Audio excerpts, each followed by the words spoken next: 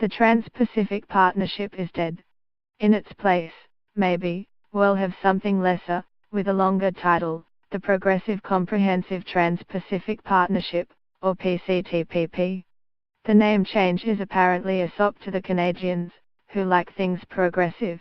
They are the only nation, ever in the history of the world, to have named one of their political parties the Progressive Conservatives. To get it past the Canadians, and a number of other nations that aren't too happy about what was agreed to in the original Trans-Pacific Partnership at the behest of the Americans, much of it will be suspended. Gone for the moment will be most of the rules governing copyright, patents and pharmaceuticals designed to support US lobbyists. Unwilling countries such as Canada and New Zealand won't have to extend their copyright terms from 50 years after the death of an author to 70 years. Australia has already done it, in order to get the US-Australia Free Trade Agreement over the line. Gone, too, will be the onerous provision that each country provide the equivalent of 8 years protection to the makers of highly expensive so-called biologic drugs, lengthening the time before many can use cheaper alternatives.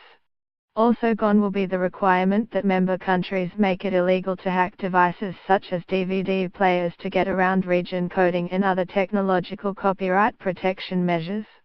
And the requirement that member countries allow copyright owners to sue internet service providers for allowing their customers to illegally download copyrighted material. Also narrowed, a tiny bit, are provisions that will allow foreign corporations to sue sovereign governments, provisions John Howard refused to accept when he negotiated the US-Australia Free Trade Agreement.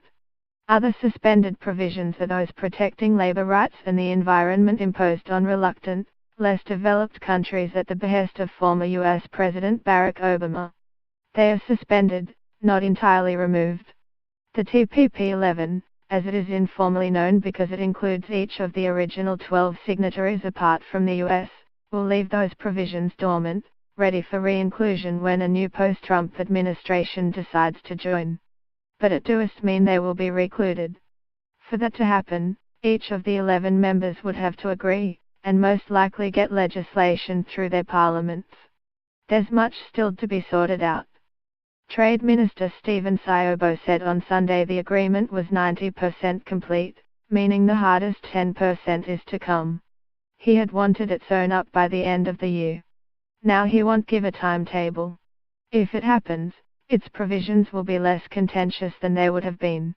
The Productivity Commission has spelt out its concerns in detail. It even may get to run the cost-benefit analysis the government has blocked. Labour may be in office by then and has promised it will happen.